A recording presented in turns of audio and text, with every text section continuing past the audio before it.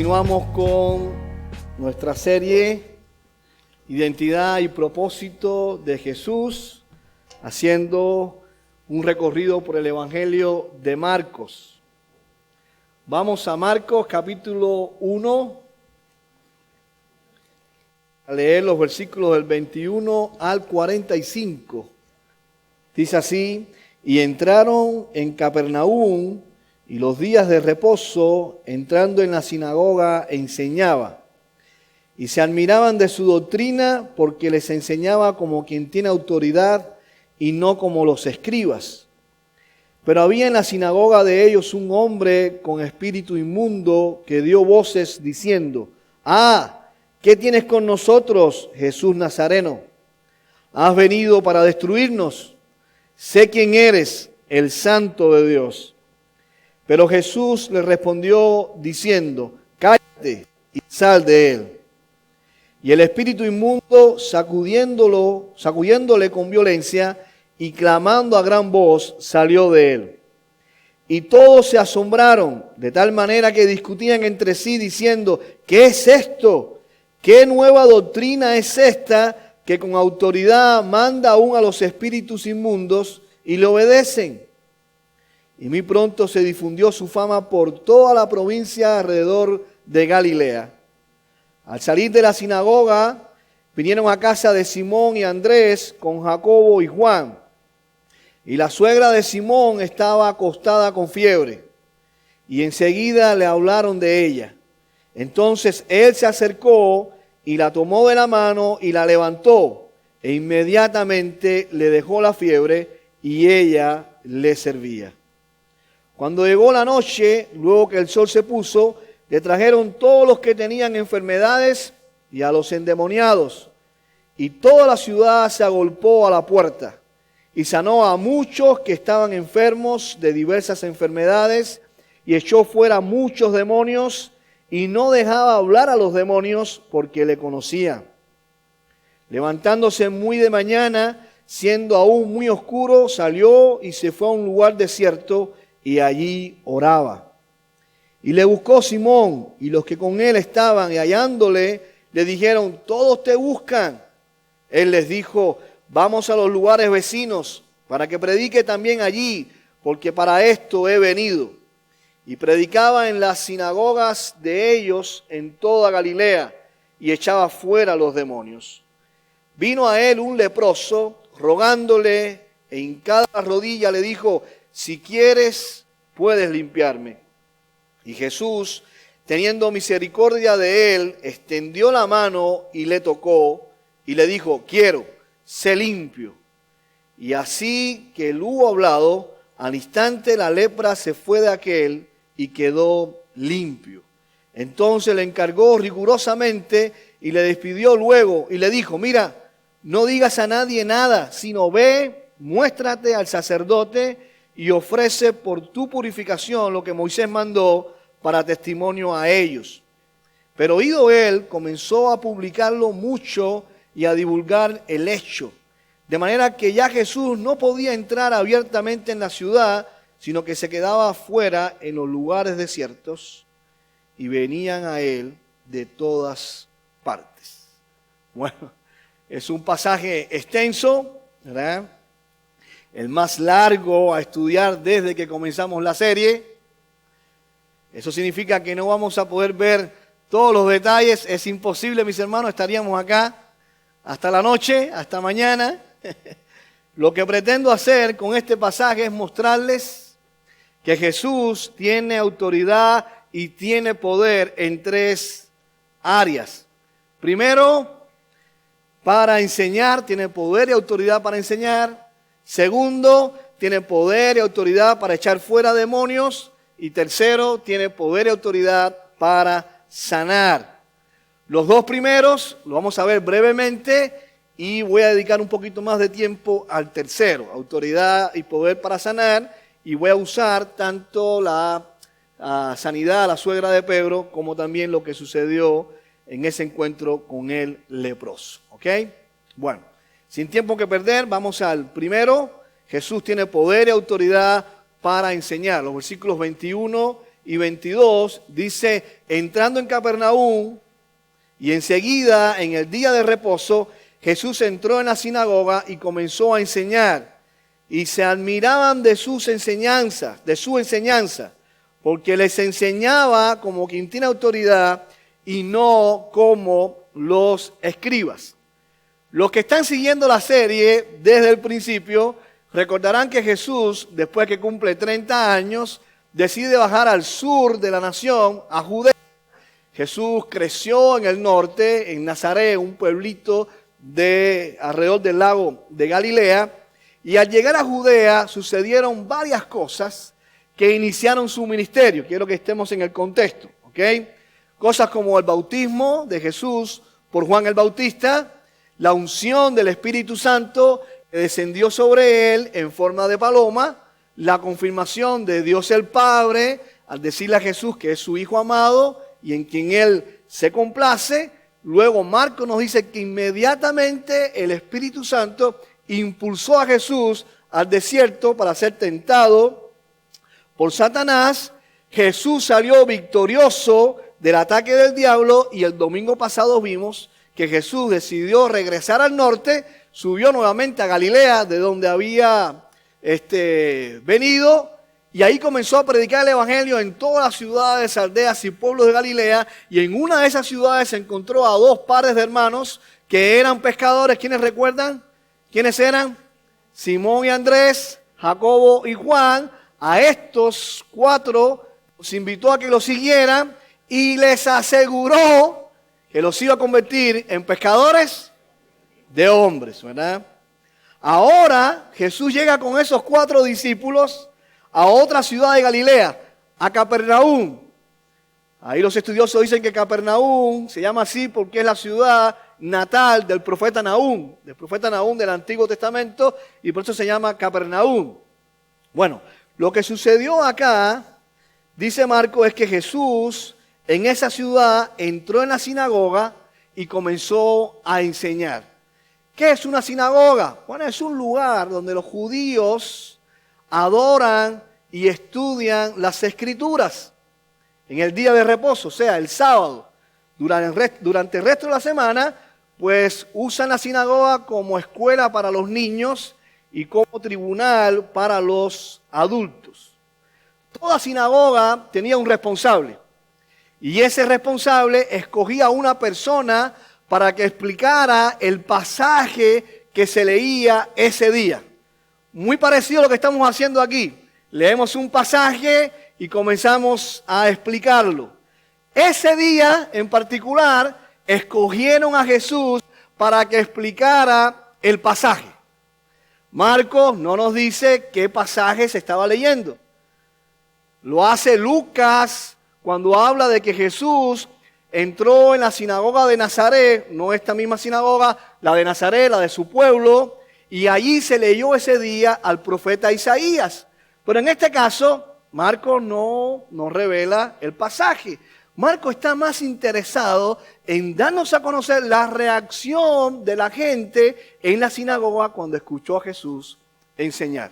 Fíjese, ahí versículo 22, y se admiraban de su enseñanza porque les enseñaba como quien tiene autoridad y no como los escribas.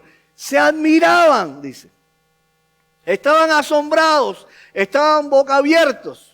¿Por qué? Porque ellos estaban escuchando algo diferente a lo que estaban acostumbrados a escuchar. Esta gente estaba acostumbrada, mis hermanos, a escuchar a los escribas, porque ahí está la comparación. Marco hace la comparación entre Jesús y los escribas. Estaban acostumbrados sábado tras sábado a escuchar escribas que también eran fariseos, que también eran maestros y rabinos, que eran los profesionales a la hora de interpretar la ley de Moisés, los profetas y los escritos, pero al escuchar a Jesús se asombran porque nunca han escuchado algo igual. Y Marcos deja claro que la diferencia está en la autoridad. ¿Con qué autoridad se está hablando? La autoridad de los escribas ya no estaba en la palabra de Dios. Más bien ellos citaban a otros maestros, a otros rabinos, a otros escribas anteriores a ellos. Como dijo fulano, como dice Mengano, ya su autoridad se basaba en otras personas, no en las escrituras. Pero Jesús es un maestro diferente, porque Jesús, cuando hablaba, era Dios hablando. Es la autoridad misma de Dios. Miren cómo Jesús lo dice en Juan 12, 49 y 50. Dice, porque yo no he hablado por mi propia cuenta. El Padre que me envió, Él me dio mandamiento de lo que yo he de decir y de lo que he de hablar. Y sé que su mandamiento es vida eterna. Así pues, lo que yo hablo, escuche, lo que yo hablo, lo hablo como el Padre me lo ha dicho. Cuando Jesús habla, estás escuchando a Dios. ¿Por qué, mis hermanos? Porque Jesús es la palabra de Dios encarnada, el verbo hecho carne. Y ahí estaba su autoridad, en la palabra de Dios. Hablaba de parte de Dios. Miren, mis hermanos, si usted y yo queremos hablar con autoridad, no digamos nada de nuestra propia cuenta. El mismo Jesús dice, no digo nada de mi propia cuenta. Ni de la cuenta de otro, por supuesto. No te bases en tu inteligencia. No te bases nunca en tu sabiduría. No te bases en tu experiencia. Por muy útil que parezca, sigue siendo al final autoridad humana. Dicen que los viejos ya hablan del pasado, ¿verdad? De lo que vivieron, de su experiencia. Mire, aquí tenemos 66 libros. 66 libros. Mire cuánta información hay aquí. Con toda la autoridad divina, porque es la palabra de Dios. Conozcamos, mis hermanos, lo que está escrito aquí y enseñemos solamente lo que está escrito aquí. ¿Por qué? Porque creemos en la suficiencia de la palabra de Dios. Y lo que la gente realmente necesita está aquí. Lo que va a cambiar la vida de la gente está aquí. Si vas a abrir la boca y quieres decir algo con autoridad, di lo que dice aquí. Porque esto es lo que tiene poder, un poder divino, que es un misterio, ¿verdad? Hermanos, hay hoy en muchos púlpitos, en muchos lugares donde hay esto, se carece de autoridad porque simplemente no se está predicando y enseñando la palabra de Dios.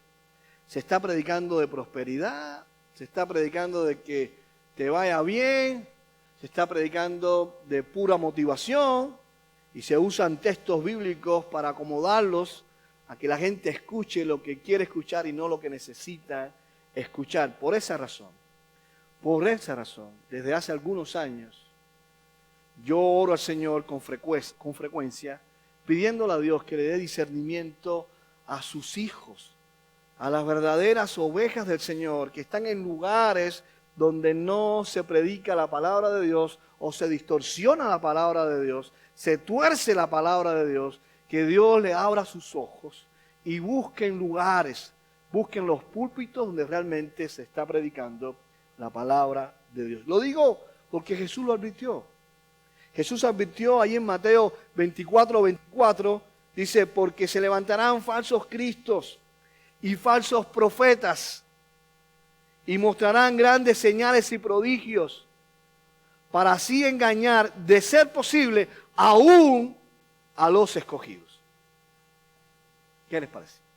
Para engañar aún a los escogidos. Hay muchos escogidos que están en lugares donde no se está predicando con autoridad, porque no se está predicando la palabra del Señor.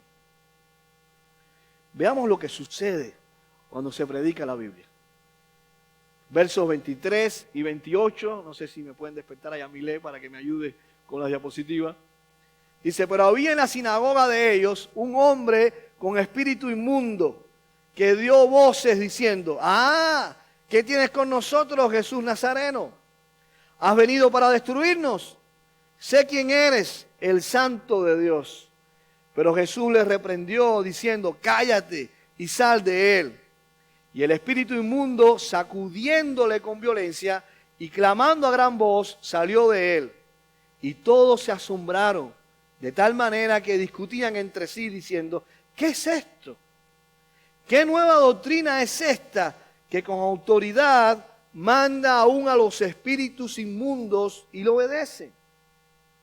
Y muy pronto se difundió su fama por toda la provincia alrededor de Galilea. ¿Qué les parece? Ese día en la sinagoga había un hombre endemoniado. ¿Están conmigo? Ahí en la sinagoga Jesús está enseñando, hay un hombre poseído por un demonio que cualquiera diría, qué raro, ¿verdad? En un lugar de adoración, en un lugar donde se predica la palabra, donde se explica las escrituras, que haya un hombre endemoniado, que haya metido un demonio.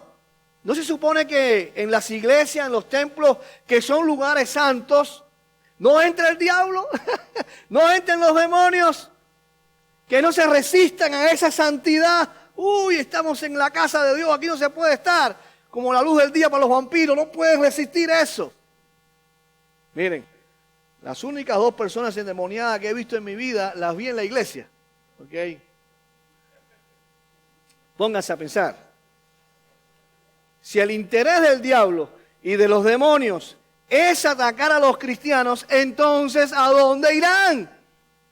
¿En dónde están los cristianos reunidos?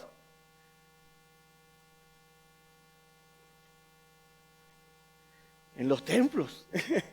El diablo no va a ir a buscarlos a los casinos, a los burdeles, a las cantinas, porque si están ahí, él sabe que no son cristianos. Así que el día de más trabajo y el lugar favorito para trabajar de las huestes demoníacas es el domingo en los templos.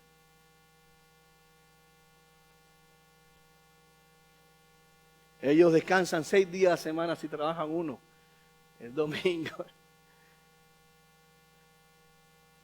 Como le escuché decir a otro predicador, es posible que este hombre endemoniado había estado allí antes escuchando a los escribas. ¿Quién sabe cuántas veces este hombre había visitado la sinagoga sin que nada le hubiera molestado?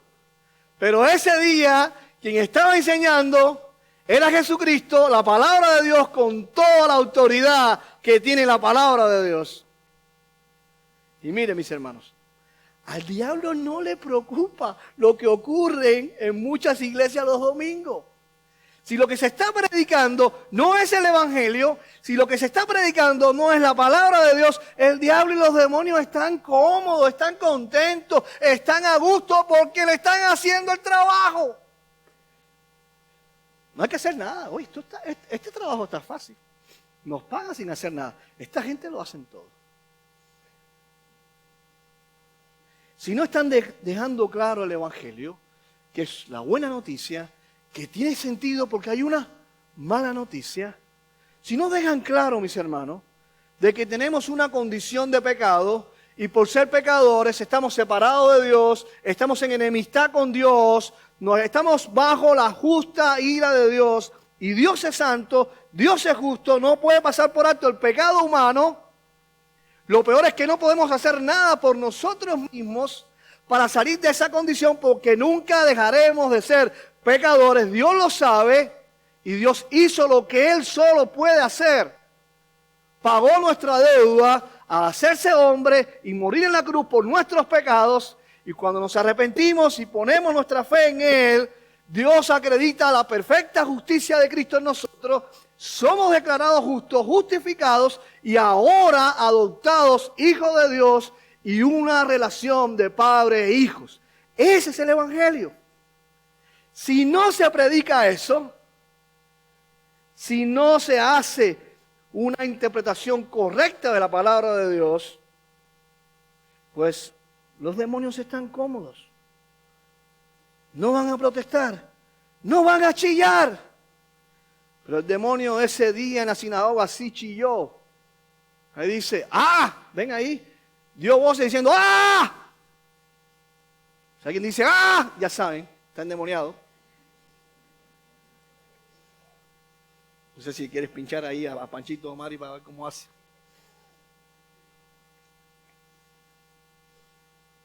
Jesús estaba allí, enseñando la verdad de Dios, y por eso el demonio no estaba cómodo. El demonio estaba en problemas. Vean de nuevo cómo lo narra Marcos. Dice que dio voces diciendo, ah, ¿qué tienes con nosotros, Jesús Nazareno? ¿Has venido para destruirnos?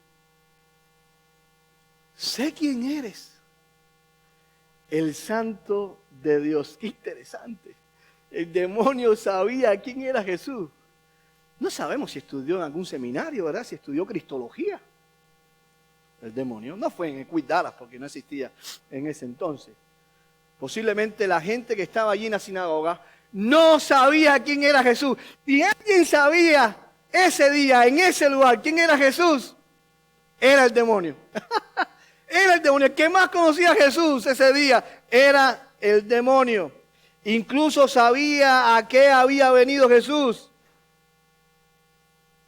O sea, si le preguntamos al demonio, el título de esta serie que estamos llevando en el Evangelio de Marcos, Identidad y propósito de Jesús, el demonio da una respuesta de 100 puntos. ¿Quién es Jesús? Jesús, el Santo de Dios. Esa es su identidad, ese es Jesús. ¿Y a qué vino? Su propósito. Vino a destruirnos. Wow. Estaba claro el hombre. Estaba claro. Los demonios saben lo que Juan escribió en su primera carta. Allí en 1 Juan 3:8 dice, para esto apareció el Hijo de Dios, para deshacer. Ellos lo sabían. Sus días estaban contados. Por eso andaban con todo. ¿Qué le dijo Jesús? Cállate y sal de él. Jesús no negoció con el demonio, mis hermanos. No negoció con el demonio. Le dio orden e inmediatamente el demonio salió del hombre. Así que los demonios no solamente saben quién es Jesús y a qué vino, sino que obedecen a Jesús. Y de nuevo Marcos quiere que nosotros veamos la reacción de la gente. La gente que está en la sinagoga, que ya había asombrado por lo que Jesús enseñaba, ahora se asombran por lo que Jesús hace. No salen de un asombro para entrar en otro. Mira ahí versículo 27 y versículo 28. Y todos se asombraron, de tal manera que discutían entre sí diciendo, ¿qué es esto? ¿Qué nueva doctrina es esta que con autoridad manda aún a los espíritus inmundos y le obedecen? Y le obedecen. Vuelven a estar asombrados y su asombro no se debe, escuche, no se debe a que nunca han visto sacar un demonio. No. Los judíos estaban bien familiarizados con el exorcismo. Había mucha gente que se dedicaba a eso. Muchos judíos que se dedicaban a eso. Hay mucho documento histórico que lo deja claro. El problema era que esta gente que se dedicaban a echar fuera demonios, hasta hoy también hacen lo mismo. Lo hacen a través de ritos, de ceremonias, de encantamientos, de fórmulas, de un montón de cosas que están luchando ahí con el demonio por horas, hasta que algunos, no todos, algunos logran que el demonio salga. Por eso hay una orden católica de exorcistas que estudian en el Vaticano y que tienen todo un libro, que tienen que preguntar primero cuál es el nombre del demonio, y cuando tienen el nombre del demonio busquen ahí todo el ritual para esa familia demoníaca. Y algunos sacerdotes salen endemoniados. Pero a Jesús le tomó menos de 10 segundos y un par de palabras. Cállate y sal de él.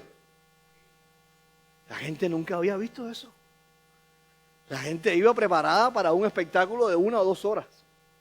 Y Jesús fue así. Pagaron por algo tan rápido, ¿verdad? Ese es nuestro Salvador y Señor, mis hermanos. Si Cristo es tu Salvador y Señor, si realmente lo es, tú vas a experimentar ese asombro porque sabes que tu Salvador tiene poder y autoridad para enseñar. Su palabra es poderosa, es nuestro alimento, es lo que necesitamos, es nuestra autoridad suprema, es nuestra regla de vida. Vivimos para vivirla. Y eso nos asombra. Nuestro Salvador tiene poder y autoridad sobre el diablo y sobre los demonios. Ahí está muy claro. Y si recuerdan todo el pasaje, vuelve a mencionar que mucha gente endemoniada, Jesús sacó sus demonios. Eso significa que nosotros podemos resistir al diablo, resistir a los demonios en Cristo. En Cristo, no es nuestra fuerza. Nunca pelees con un demonio. No se te ocurra pelear de tú a tú con el diablo. El diablo es más poderoso que tú. Pero solo en Cristo somos más que vencedores, porque Cristo es más poderoso que el diablo. ¿Ok? No se enrede con los endemoniados. Déjeselo a Cristo. Vamos al tercer y último autoridad y poder de Jesús, y es sobre las enfermedades. Veámoslo primero con la suegra de Pedro y luego con un leproso. Versículos 29 y 31 dice: al salir de la sinagoga, salieron de la sinagoga, vinieron a casa de Simón y Andrés con Jacobo y Juan, y la suegra de Simón estaba acostada con fiebre. Y enseguida le hablaron de ella. Entonces él se acercó y la tomó de la mano y la levantó, e inmediatamente le dejó la fiebre y ella les servía. Salieron de la sinagoga a casa de Pedro y allí se encontraba su suegra. Pedro era casado y vivía con la suegra. ¿Cuántos tienen esa dicha de vivir con la suegra? Muy pocos. Vamos a ver. Levanten la mano los que no viven con su suegra. Levanten la mano los que no viven con su suegra. Levanten la mano, a ver, quiero ver. Okay, déjenla levantada los que les gustaría vivir con la suegra. ¿Qué pasó, Ahí está Saúl con la mano levantada. Ahí tuvo un problema en la mano que no pudo bajarla Saúl. Bueno, tal vez no le entusiasme vivir con la suegra, esa idea, pero estoy seguro de que si se entera que está enferma, sí desearía que Jesús la sanara, ¿o no? Eso fue lo que hizo Pedro, ¿verdad? Otro en lugar de Pedro. Después de ver el poder de Jesús, le mencionen que la suegra está enferma porque me la sana, Y yo deseo lo mejor para mi suegrita, que esté en el paraíso con el Señor. Bueno, Marcos no nos da detalles. Simplemente dice que Jesús la tomó de la mano. Mira qué simpleza, Jesús la tomó de la mano, la levantó e inmediatamente, es una palabrita que usa mucho Marcos en su evangelio, e inmediatamente se le fue la fiebre. Y la señora estaba entera, estaba al tiro. Comenzó a servirles, ¿verdad? Nosotros no sabemos si la suegra, porque Marcos no lo dice, tampoco lo dicen los otros evangelios, si la suegra de Pedro tenía una infección que provocaba la fiebre, o si era el COVID o la viruela del mono, cualquiera de esas cosas. Lo que sí sabemos es que Jesús la sanó al momento. Ella no necesitó recuperar fuerzas. Cuando uno sale de la fiebre todavía queda medio, ¿verdad?, incómodo y necesita tiempo para recuperarse. Lo que sí sabemos es que Jesús la sanó al momento y ya estaba lista para servir. Eso es poder y autoridad. No como los milagreros de hoy. ¿Ustedes están fijados en los milagreros de hoy? Están a alguien en sillón de ruedas. En el nombre de Jesús, levántate. Y se levanta el tipo así. Y para atrás de nuevo para el sillón. Porque se cae. No, Jesús hacía, levántate, y la persona empezaba a bailar y a brincar. Quedaba como nuevo. Eso es poder y autoridad, no la payasada que estamos viendo en muchos otros lugares. Otra evidencia que Marcos nos da de ese poder y autoridad es lo que sucedió con un leproso. Y vamos a saltar a los versículos 40 al 42. Vino a él un leproso rogándole, en cada rodilla le dijo, si quieres, puedes limpiarme. Y Jesús, teniendo misericordia de él, extendió la mano y le tocó y le dijo, quiero, sé limpio. Y así que él hubo hablado al instante. ¿Ve las palabras que usa Marcos? Inmediatamente, al instante, la lepra se fue de aquel y quedó limpio. Este es un gran episodio, este es un gran encuentro. Que me hubiese gustado todo un sermón para este encuentro, pero queremos avanzar un poco en el Evangelio de Marcos. Miren, déjenme decir algunas cositas sobre la lepra para que entendamos bien la magnitud de lo que pasó acá. En el mundo antiguo y en el tiempo de Jesús, por supuesto, la lepra era la más terrible de todas las enfermedades. ¿Ok? Si el coronavirus es lo que aterra a mucha gente hoy, pues eso es lo que hacía la lepra en el tiempo de Jesús. Y con verdadera razón, porque la lepra tenía 100% de mortalidad. Quien se contagiaba con lepra moría. No así con el coronavirus, ¿verdad? Los leprosos huelen a muerto.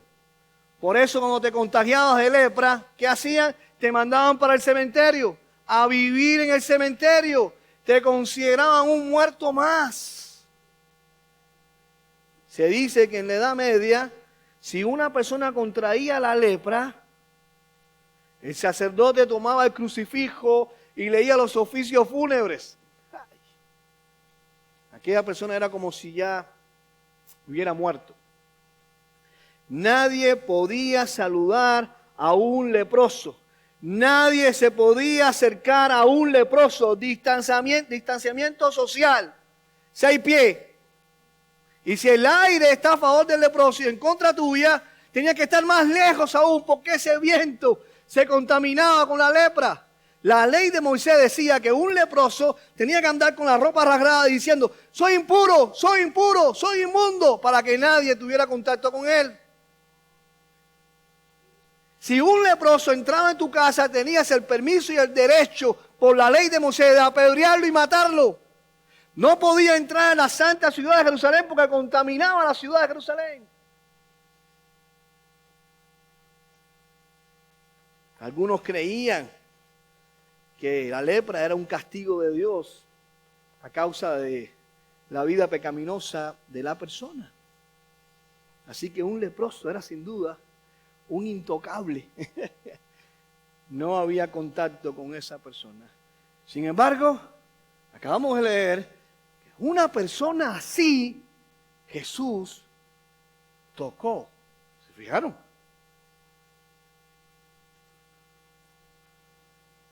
¿Ven ahí? Extendió la mano y le tocó. Veamos un par de cositas muy interesantes. El leproso vino a Jesús con reverencia. Me encanta eso. En otra versión dice, otro evangelio dice, y he aquí vino un leproso y se postró ante él. Cuando dice que se puso de rodilla y le dijo, Señor. Yo creo que cuando dijo Señor, él sabía que estaba en la presencia de Dios. Por eso se arrodilla y lo adora. Lo primero que hizo el leproso no fue decirle, necesito que me sanes. Lo primero que hizo el leproso fue adorar a Jesús. Porque él sabía que era más importante su alma que su cuerpo. Interesante, ¿verdad? Él vino adorando, él vino exaltando a Dios antes de que buscara algo para sí mismo. Él buscó algo para Dios. Wow. Lamentablemente,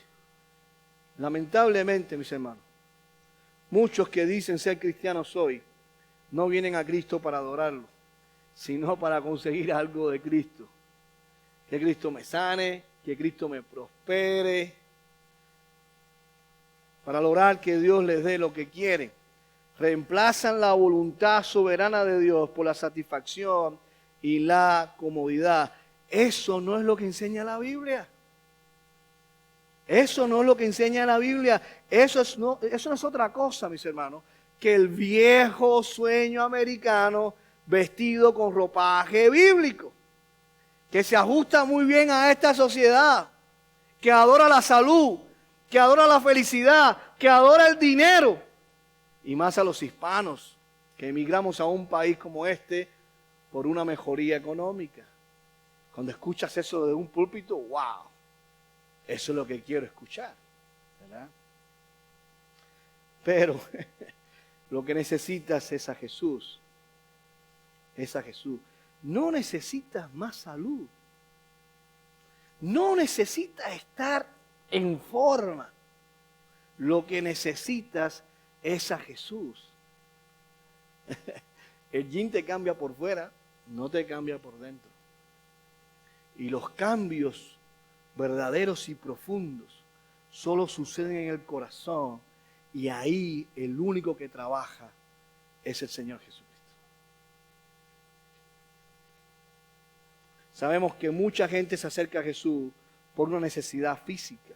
Alguien dijo que la gente no busca a Dios, sino los beneficios de ese Dios. Pero cuando nosotros conocemos el Evangelio, conocemos a Cristo, ya no queremos tanto las bendiciones como al que bendice. Ahora queremos al que bendice. Cristo es la perla de mayor precio. Queremos buscar a Dios primeramente y su justicia, y lo demás será añadido si es que Dios quiere, si es su voluntad. El leproso vino con humildad. Él dice: Señor, si quieres, límpiame. Tú puedes hacerlo, pero no sé si quieres. Wow, eso es humildad. Él no vino demandando nada. Él no habló como si Cristo tuviera que hacer algo por él. El leproso no llegó quejándose. ¿Por qué tengo lepra yo y otro no? ¿Por qué? ¿Por qué? No vino buscando el milagro, arrebatando el milagro, demandando algo de parte de Jesús.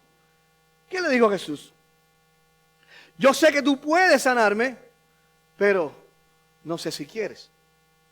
Eso es fe, mis hermanos. La fe no es torcerle el brazo a Dios y decir que Dios o hacer que Dios haga lo que tú quieres. La fe es: Dios sabe qué es lo mejor para mí. Si me sana o no, Él sabrá. Mi fe me sostiene para aceptar la voluntad perfecta de Dios. Eso es fe. Qué tremenda lección nos da este hombre. Tiene fe de que Dios es todopoderoso, que Dios puede hacer lo que Él quiera, pero también mi fe me sirve a aceptar la voluntad de Dios. Por eso le dice: si quieres. Yo sé que puedes, pero si no quieres no hay problema. Sigo confiando en ti. Wow, tremendo, ¿verdad? Porque eso no es lo que se enseña hoy. Eso está muy lejos de lo que se enseña en relación a la fe. Incluso hoy se enseña fe en la fe. No logras cosas en tu vida porque no tienes fe, porque te faltó fe. Tienes que tener más fe. No. La fe no manipula a Dios. La fe acepta lo que Dios decida en su soberanía y en su perfecta voluntad. Eso es fe. Tienes cáncer, estás en estado final y sabes que Dios te puede sanar. Tienes la fe de que Dios es todopoderoso, nada hay imposible para Él. Pero Señor, si tú no me quieres sanar, yo no voy a perder la fe, porque la fe me dice que tú sabes lo que estás haciendo conmigo. Yo confío en ti, me sanes o no, yo confío en ti. Si quieres, puedes limpiarme. ¿Qué sucedió? ¿Qué sucedió? Movido a compasión. Qué lindo está eso, ¿verdad? Jesús es un Salvador compasivo, Extendió Jesús la mano, lo tocó y le dijo: quiero, sé limpio. Wow, esto es sublime, mis hermanos. ¿Saben por qué? Porque si Jesús le dice a este leproso: mira, no te acerques, quédate ahí a 6 pies, y la verdad tu fe me ha impresionado, Así que, sé limpio. Si Jesús le habla así a la distancia, el leproso está re feliz, re contento. Porque lo que él quería es que Jesús, si quería, lo sanara. ¿Y a cuánta gente Jesús sanó simplemente con su palabra? Le dijo, sé sano, tu fe te ha sanado, tu fe te ha sanado. ¿Se acuerdan del siervo de centurión? Que ni siquiera estaba con él. ¿Y qué le dijo el centurión? Oye, si tú das la orden, si tú lo dices, mi siervo que está, no sé, a 40 millas de aquí, se va a sanar. Y Jesús lo sanó a la distancia sin verlo. Pero a este hombre, que sabe Dios cuántos años llevaba, sin que nadie lo tocara, sin que nadie lo abrazara, allá fue Jesús. No solamente le habló, sino que lo tocó. ¿Qué clase de detalle? ¿Qué clase de detalle? Dijo un predicador, cuando nosotros tocamos la inmundicia, nos contaminamos. Pero cuando Él toca la inmundicia, se quita la inmundicia. Cuando nosotros tocamos una enfermedad, nos contamina. Cuando Él toca una enfermedad, Él la limpia. Eso es poder y autoridad.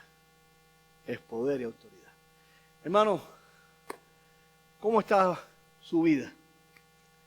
¿Necesita el toque del Señor en su matrimonio, en relación a sus hijos, a su familia, problemas económicos, enfermedad? ¿Necesita que el Señor lo toque? Dios tiene poder y autoridad. Dios nos quiere limpiar. Dios nos quiere salvar. Dios nos quiere hacer cada vez más conforme a su imagen. Él tiene todo el poder y toda la autoridad. Amén. Oremos, Padre, gracias. Gracias por todo lo que nos estás enseñando, Señor. Tu palabra es hermosa. Tu palabra es viva. Por eso tiene autoridad. El poder para cambiarnos, para transformarnos, para renovarnos y para hacernos más como nuestro Salvador. Nos asombra, Señor, lo que tú haces. Cómo mostraste ser el Mesías prometido, el Rey que está inaugurando un reino. Un reino para aquellos que estaban sucios, llenos de lepra, llenos de pecado. Pero al venir a ti en arrepentimiento y fe, nos limpia, Señor, y nos hace nuevos, nuevas criaturas. Ahora reconocemos que necesitamos mucho más de ti, Señor. Necesitamos tu abrazo, tu toque, tu compasión, tu misericordia y sobre todas las cosas, tu gracia. Límpianos, Señor, y haznos vivir en un asombro eterno por quién eres y por lo que haces. En el nombre de Jesús. Amén.